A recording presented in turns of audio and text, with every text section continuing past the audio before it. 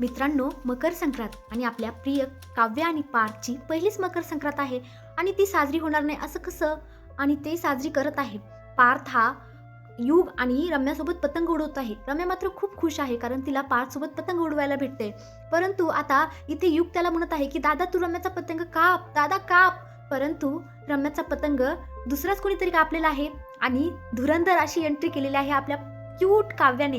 रम्याचा पतंग कापत तिने एंट्री केलेली आहे आणि आता आता सगळ्यांना प्रश्न पडलाय की रम्याचा पतंग पार्थने नाही कापला तर कुणी कापला. तेव्हा मागून आवाज येतो आणि काव्या बोलते की तो पतंग मी कापलाय आणि चक्क पार्थ हा काव्याकडे पाहतच राहतो. तेव्हा काव्या त्याला बोलते की मिस्टर देशमुख अहो पतंगाकडे बघा, माझ्याकडे काय पाहताय. आणि काव्या एवढी क्यूट एवढी सुंदर दिसत असते ना, बाप रे, नजर नको लागायला पार्थ आणि काव्याच्या जोडीला. आणि इतके दोघे जण आनंदात इतके खुश मस्तपैकी काव्या सगळ्या गोष्टींवर मात करत आता इथे पतंग उडवत आहे आणि तेही पार्थसोबत. पार्थला डोळा मारून पार्थला बोलत आहे की चला आता आपण पतंगबाजी करूया आणि पतंग उडूया, बघू कोण कोणाचा पतंग कापता येते. आणि इकडे रम्या मात्र नर्वस झालेली आहे, मात्र काव्या खूप खुश आणि आनंदात आहे. तर मित्रांनो, आता तुम्हाला काय वाटतं, या संक्रांतीच्या निमित्ताने का होईना पण पार्थ आणि काव्या एकत्र येतील का आणि त्यांच्यामधला गैरसमज मिटेल का? कमेंटमध्ये नक्की सांगा. धन्यवाद.